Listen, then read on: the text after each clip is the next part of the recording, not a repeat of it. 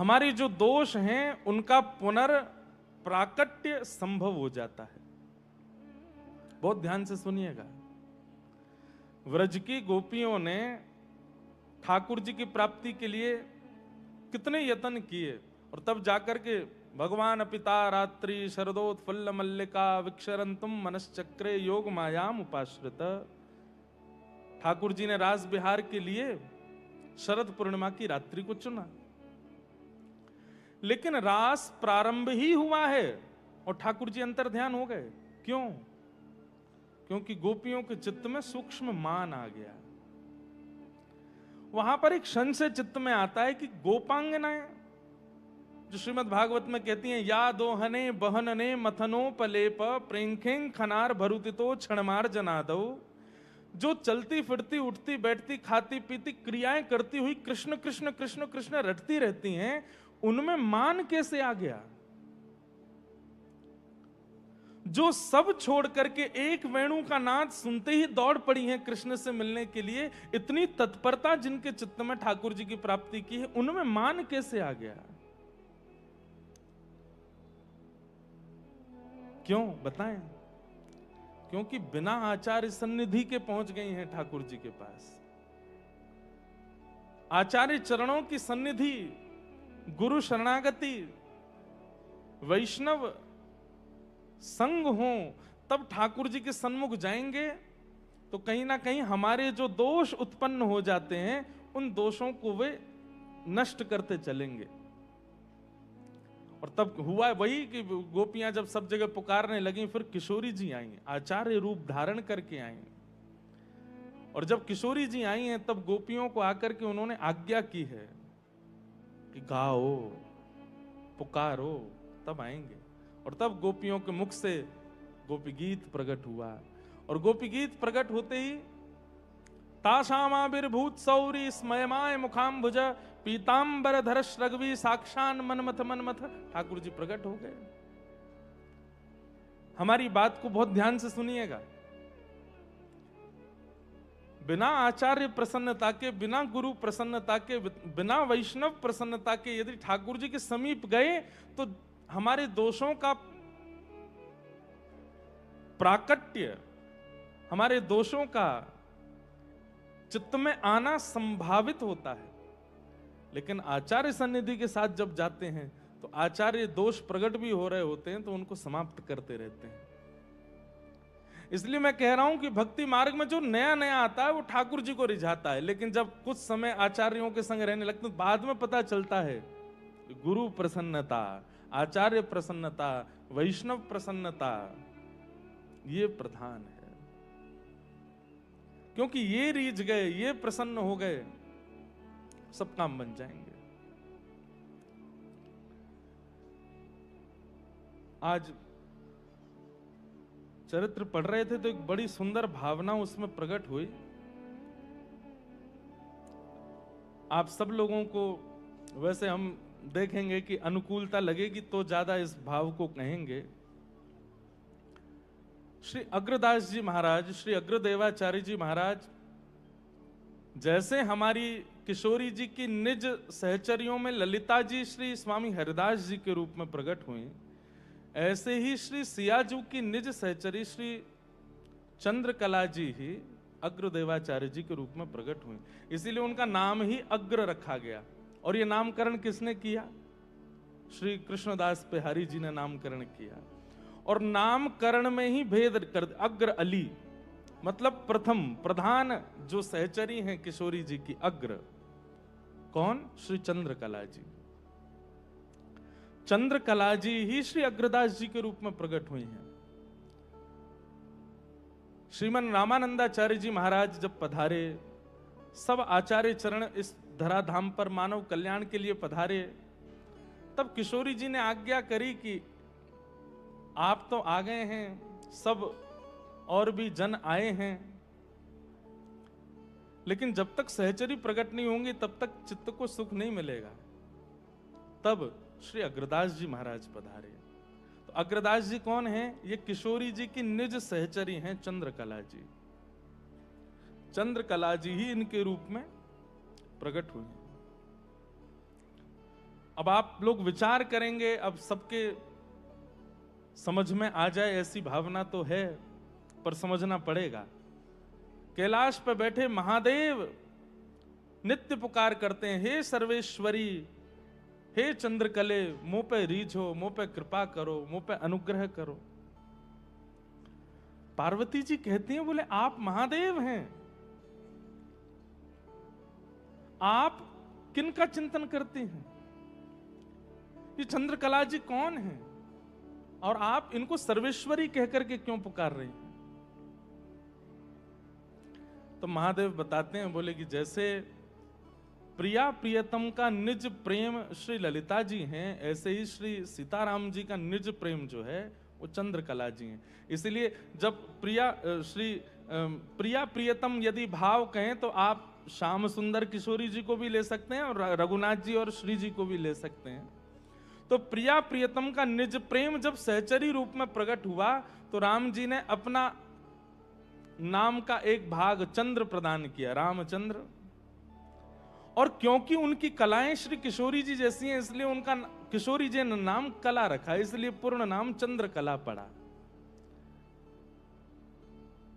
राम जी ने अपने नाम का एक भाग चंद्र दिया और किशोरी जी जैसी कलाएं उन्हें आती हैं, किशोरी जैसी कलाएं वो करती हैं, इसलिए उनका नाम किशोरी जी ने कला रखा, इसलिए चंद्रकला।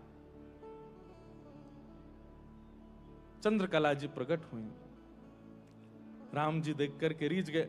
वर्णन तो ऐसा भी आता है कि श्री सीताराम जी दोनों में होड़ लगी कि ये चंद्रकला कौन की हैं। राम जी कहें ये मेरी हैं, सीता जी कहें ये हमारी हैं। दोनों में होड़ भई कि ये कौन के पास रहेंगी, कौन की सहचरी हैं।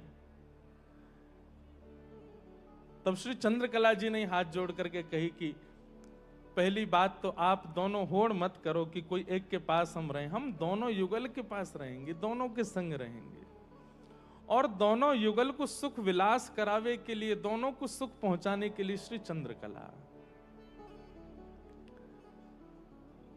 और फिर चंद्रकला जी के ही भाव से अन्य अन्य सखियां प्रकट हुई, जिसमें लक्ष्मणा जी, सुभगा जी और चारुशिला जी, ये 3 सखी और प्रकट हुई। ये चतुर्व्यूह है श्री सीताराम जी के प्रेम का, चंद्रकला जी, चारुशिला जी, लक्ष्मणा जी और सुभगा जी। इसलिए चंद्रकला जी जो हैं वो प्रधान सखी हैं, उनके सुख के लिए श्री सीताराम जी विहार करते हैं। इसलिए महादेव चंद्रकला जी की प्रार्थना करते हैं कि हे श्री चंद्रकला जी, आप मुझ पर रीझो, क्योंकि आप रीझेंगे तब राम जी के निज निकुंज के भाव का मुझे अनुभव होगा। और फिर यही निकुंज की चारों सखियां ठाकुर जी के भाव से, ठाकुर जी के प्रेम के भाव के लिए स्वरूप धारण करके रामावतार में आए। 2 प्रकार की लीलाएं ठाकुर जी करते हैं, एक निज लीला करते हैं और एक सबके सुख के लीला करते हैं। तो निज लीला में चंद्रकला जी हैं, चारुशिला जी हैं, लक्ष्मणा जी हैं, सुभगा जी हैं। ये निज जनों को ही समझ में आने वाली लीला है, लेकिन सर्वांगीण रूप से सबको समझ में आए इसके लिए ठाकुर जी ने फिर रामावतार लिया और उसमें फिर चंद्रकला जी जो हैं ये भरत जी के रूप में प्रकट हुई। लक्ष्मणा जी जो हैं ये लक्ष्मण जी के रूप में प्रकट हुए। सुभगा जी जो हैं ये श्री शत्रुघ्न लाल जी के रूप में प्रकट हुए और चारुशिला जी श्री हनुमंत लाल जी। इस प्रकार ये सर्वांगीण रूप से सबको समझ में आने वाली लीला के लिए ये 4 रूप धारण किए। बाकी निज विलास के लिए निकुंज लीला में इनके सहचरी रूप हैं। तो विचार कीजिए, महादेव भी राम राम जपते हैं, महादेव सतत जपत मंत्र राम नाम, लेकिन प्रकट लोगों को पता है कि वो राम राम जप रहे हैं, पर अंतरंग भाव से तो वो चंद्रकला जी की प्रार्थना करते हैं, हे सर्वेश्वरी। और सर्वेश्वरी कहा जाता है चंद्रकला जी को। इससे ये बात पुष्ट होती है कि प्रारंभिक भक्त जो है वो सीधे ठाकुर जी को रिझावेगो, लेकिन जैसे जैसे वह कक्षा में आगे बढ़ेगो फिर वो आचार्यन को मनावेगो, फिर वो वैष्णवन को रिझावेगो। तो CAPM मिलन महोत्सव, इस महोत्सव में हम क्या कर रहे हैं? आचार्य उत्सव मना रहे हैं, क्योंकि आचार्य रीझेंगे तभी राम जी रीझेंगे, तभी रघुनाथ जी की कृपा होएगी, तभी सीता जी रीझेंगे। आचार्य उत्सव। जो लोग भक्ति भाव में प्रवेश मात्र करते हैं वो जन्माष्टमी मनाएंगे, वे राधाष्टमी मनाएंगे, वे रामनवमी मनाएंगे, वे जानकी नवमी मनाएंगे। लेकिन जो उस परिस्थिति में आगे चले गए वे आचार्य उत्सव मनाते हैं। कल श्री गोरेलाल कुंज वाले महाराज जी पधारे, लेकिन कथा तक नहीं विराजे। क्यों? आचार्य उत्सव चल रहा है, पहुंचना है, आचार्य प्रधान है। हमारे तटीय स्थान में तो जन्माष्टमी और राधाष्टमी नहीं मनती। जन्माष्टमी के दिन आचार्य उत्सव मनेगा, कोई आचार्य देव प्रकट हुए उनका उत्सव, और राधाष्टमी पर भी आचार्य उत्सव।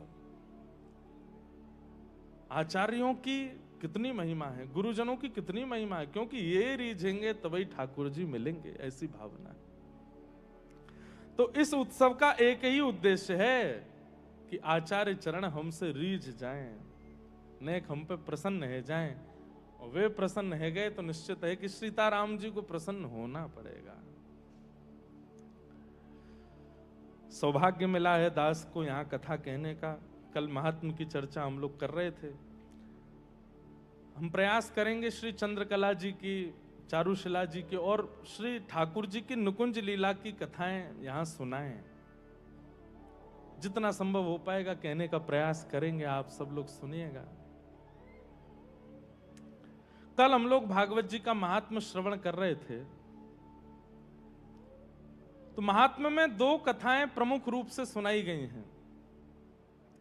महात्म्य में दो कथाओं को प्रमुख रूप से कहा गया, जहां पर भक्ति ज्ञान वैराग्य की पुष्टि की बात पहले कही गई, और फिर धुंधुकारी के उद्धार के लिए, एक प्रेत योनि से उद्धार के लिए भागवत की कथा का दूसरा महात्म्य सुनाया गया। दोनों बातों में एक बात समझ में आई, बहुत ध्यान से सुनिएगा। भागवत जी की सन्निधि में जीते जी पहुंच जाओ तो महात्म का प्रथम भाग पूर्ण होता है कि भक्ति ज्ञान वैराग्य पुष्ट होंगे, और महात्म के दूसरे भाग से यह पुष्ट होता है कि अगर जीते जी नहीं पहुंचे, मृत्यु हो गई और कहीं प्रेत बन गए, तो भी भागवत जी कल्याण करेंगे। इसलिए श्रीमद् भागवत जी को समहिता कहा, सम्यक हितम यासा समहिता, जो सबका हित करे और हर प्रकार से हित करे।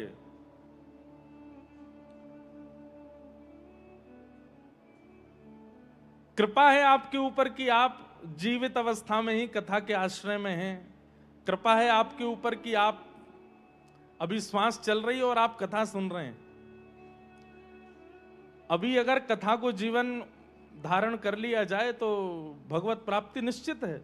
लेकिन यत्किंचित यदि कोई व्यक्ति भागवत जी की सन्निधि जीवित अवस्था में नहीं ले और मृत्यु के पर्यंत यदि वो प्रेत योनि में भी गया, तो भी भागवत जी कल्याण करेंगे। ये महात्मा से सिद्ध होता है। कल भागवत जी के महात्मा यही प्रधानता थी। लेकिन बात ऐसी है कि मृत्यु के बाद किसी ने हमारे निमित्त भागवत की कथा नहीं कराई या भागवत जी का पाठ नहीं कराया तो क्या होगा?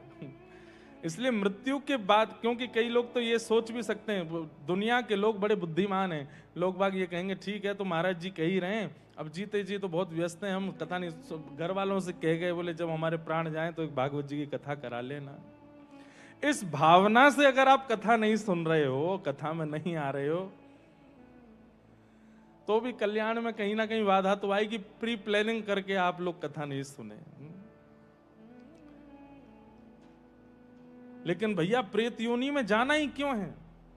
आपको पता है प्रेत कौन बनता है? जिसको नरक में भी स्थान नहीं मिला, जिसको नरक में भी स्वीकार नहीं किया गया, जिसको यमराज जी ने भी भगा दिया कि भाई तुम्हारे लिए यहाँ के द्वार भी बंद हैं, स्वर्ग तो बहुत दूर की बात, नरक में भी स्थान नहीं मिलता, उनको फिर प्रेत योनि में जाना पड़ता है। प्रेत बनना ही क्यों है? लेकिन भागवत जी की कृपा का वहां पर दर्शन होता है कि जो प्रेत बने हैं उन पर भी भागवत जी कृपा करती, उन्हें भी प्रेत योनि से मुक्त करते हैं। कितनी बार हमको अनुभव तो हुए हैं, कथा होती है, कुछ ना कुछ ऐसी घटना तो नहीं कहेंगे, पर ऐसा कुछ क्रम होता है कि उससे ये अनुभव हो जाता है कोई प्रेत मुक्त होके गए। एक बार की कथा थी, कथा के बाद व्यास मंच के पीछे ही एक बहुत बड़ा पेड़ था। कथा विश्राम होते ही पेड़ पंडाल पे ही गिरा, टूट के अचानक ही, और इतनी जोर की आवाज भई जैसे कोई बम गिरा हो। वहां एक संत थे, वो बोले कि निश्चित ही कोई यहां बैठ करके श्रवण कर रहे होंगे, आज मुक्त हो गए, कथा सुन के कल्याण हो गया। मन में भाव आता है कि श्रीमद् भागवत कितनी दयालु हैं, कितने कृपालु हैं। जीवन भर जिसने उनका आश्रय नहीं लिया उस पर भी कृपा करने के लिए भागवत जी तत्पर रहती हैं। ऐसे भागवत जी को हम बारंबार प्रणाम करते हैं। कल महात्म की चर्चा हमने सुनी, आज से प्रथम स्कंद में प्रवेश करते हैं और बीच में कुछ ना कुछ भाव, कुछ ना कुछ लीलाएं सुनते रहेंगे। सब लोग बड़े प्रेम और भाव से श्रवण करेंगे। जन्माद्यस्य यतोऽन्वयादितरतः चार्थे स्वविज्ञस्वराट्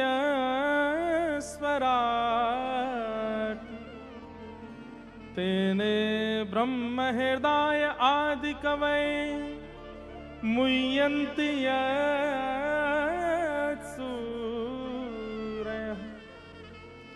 तेजो वारिमृदां यथा विनिमयो यत्र तृषैर्गो मृषा धाम्ना स्वेन सदा निरस्तकुहकं सत्यं परम धीमहि। भागवत जी का प्रथम श्लोक, सत्यम परम धीमहि। बहुत ध्यानपूर्वक सुनिएगा। श्री व्यास भगवान यहां परम सत्य को वंदन कर रहे हैं। परम सत्य कौन है? जिनके कारण ये पृथ्वी है, जिनके कारण सूर्य है, जिनके कारण पवन है, जिनके कारण सब कुछ है, वो सब सत्य है। ऐसे परम सत्य को वंदन नाम लेकर के नहीं कहा गया है, बस कह दिया परम सत्य को मैं प्रणाम करता हूं। जिन परम सत्य के कारण जन्माद्यस्यतोऽन्वयादितरतः जन्मादि होते हैं, जन्म हो, उत्पत्ति हो, पालन हो, संहार हो, जिनके कार्यभूत से ये संपन्न होते हैं, ऐसे परम सत्य।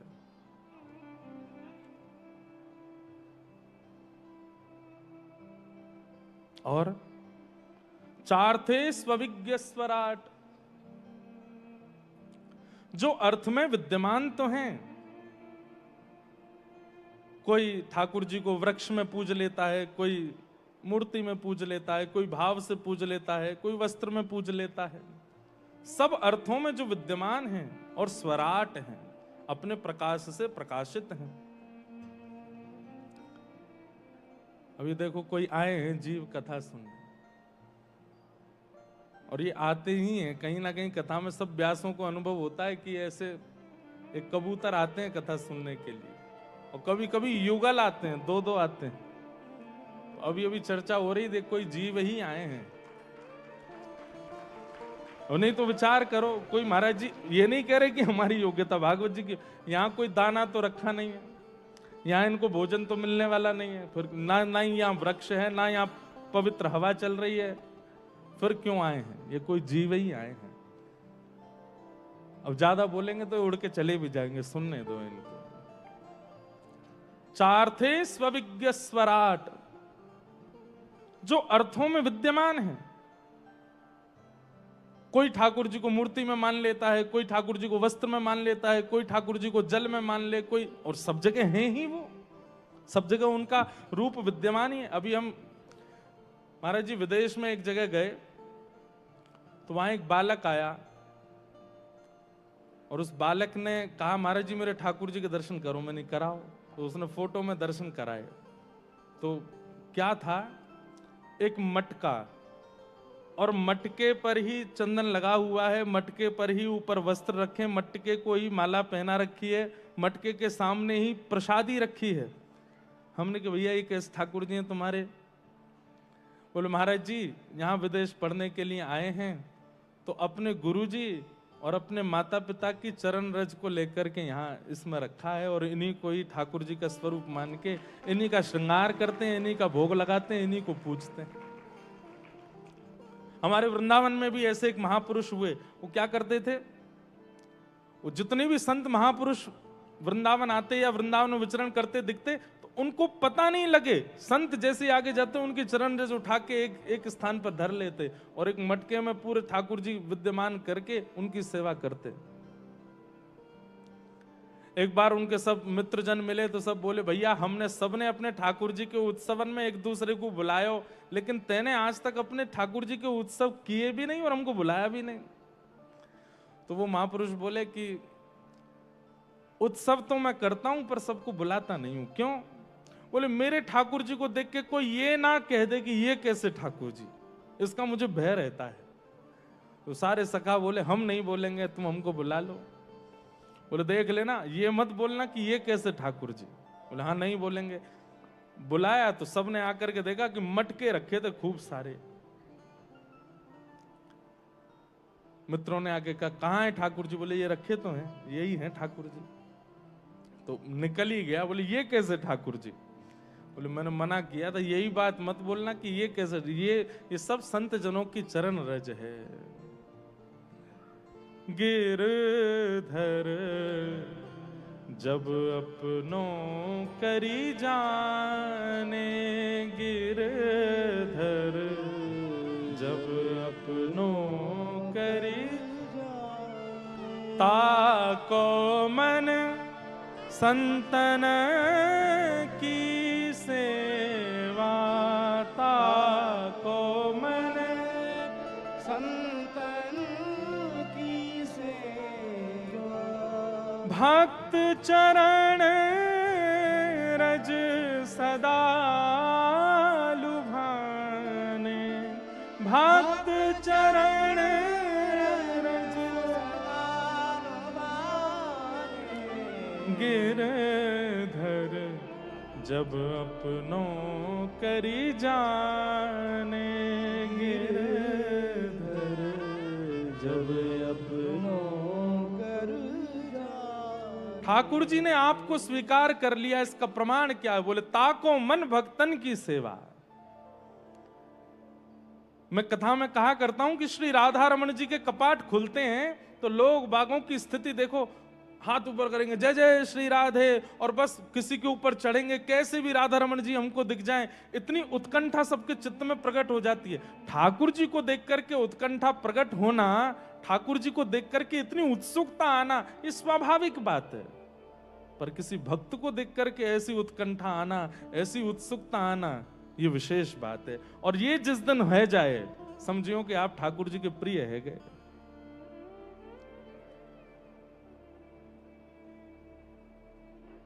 किसी हरिजन को देख करके, हरि के जन को देख करके आपके चित्त में बस भाव आ जाए कि आहा, अब तो जैसे मान लो हमारे पूज्य श्री मलुक पीठ वाले महाराज जी जैसे सन्मुख आते हैं तो यही भाव रखना है उनके प्रति।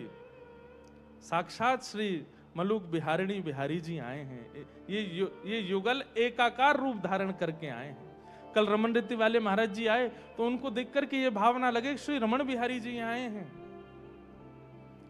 यहां पर अनेक संतों का आगमन होगा तो वे संत जहां से पधारे हैं वहां के ठाकुर जी या उनके सेव्य ठाकुर जी ही उनके रूप में आए हैं। ये भावना भी नहीं रखनी है, ये विश्वास कर लेना है कि वही आए हैं। ये चित्त जब जैसे ऐसा जब बन जाएगा तब समझो कि ठाकुर जी ने स्वीकार कर लिया।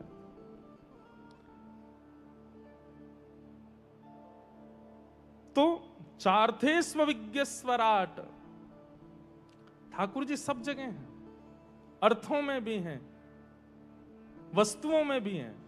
लेकिन हां हम एक बात इसमें स्पष्ट कर सकते हैं कि सर्वम खलु इदम ब्रह्म, सब जगह ठाकुर जी हैं।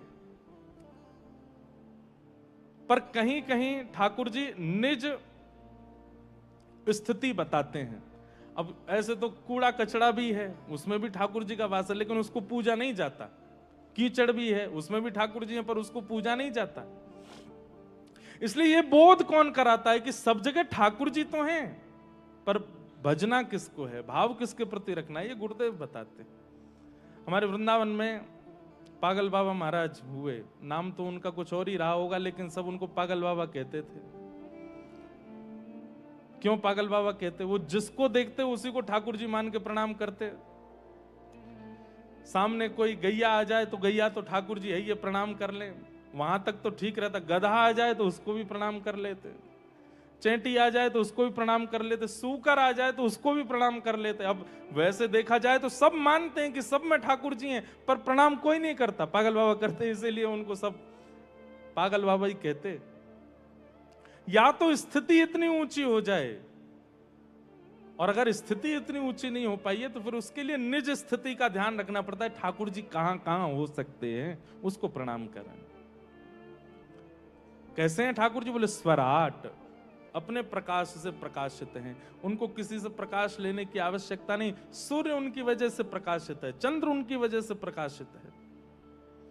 तेने ब्रह्म हृदय आदि कवि, आदि कवि ब्रह्मा को भी जो अपने हृदय से ज्ञान प्रदान कर देते हैं, वेद वेदांतों का सब बोध करा देते हैं। मुह्यन्ति सूर्य,